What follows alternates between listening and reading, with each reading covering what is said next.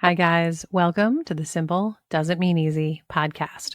We are here twice a week, every Monday and Friday, working at simplifying things just a little bit in our everyday lives, one day at a time, one simple step at a time.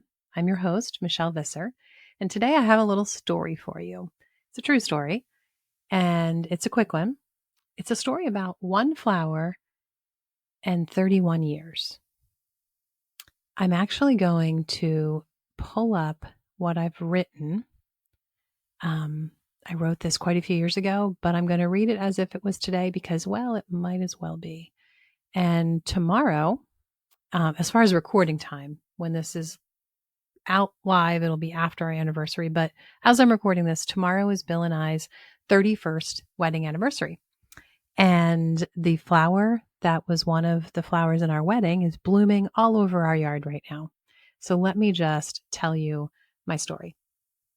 When I think of irises, I think of a day when there were 3 guys and 3 flowers, but no one told them which flower was for which guy. There's 1 white rose and 2 violet irises. They both arrived that sunny June morning at the church on the hill with a tall white steeple. They had been boxed and delivered to the groom and 2 groomsmen. For some reason, at least according to my husband's memory, they just dealt out the flowers randomly, not giving any thought at all to who would wear that most unique flower in the bunch of 3. All I know is that in my elated wedding stupor, standing in the outdoor courtyard in front of the pastor where we were married, I never recognized the mix-up. Holding hands with the man that I'd been holding hands with for 7 years, but this time doing it with rings and a lifetime commitment exchanging between us. I remember thinking how beautiful his boutonniere was in the morning sunlight. How glad I was that I picked that stunning periwinkle iris for him.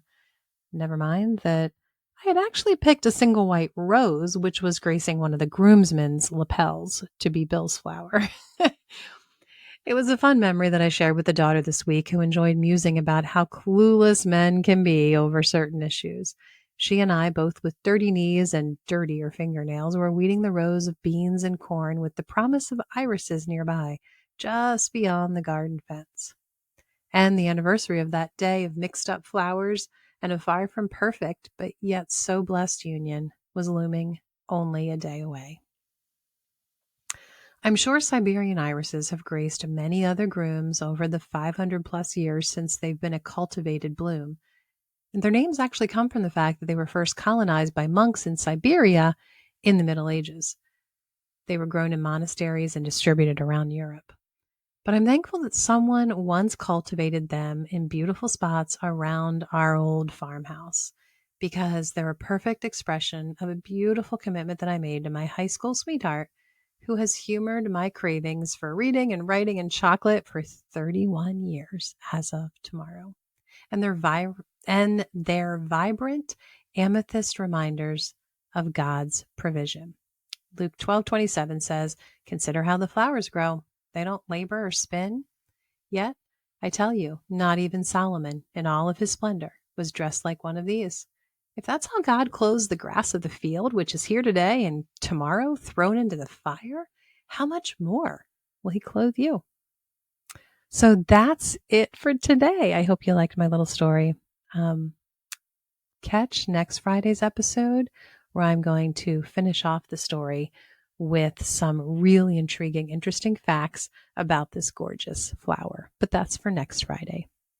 Thanks for joining me, guys. And remember, I know it is not always easy, but enjoy the simple everyday efforts, because it's a very good life.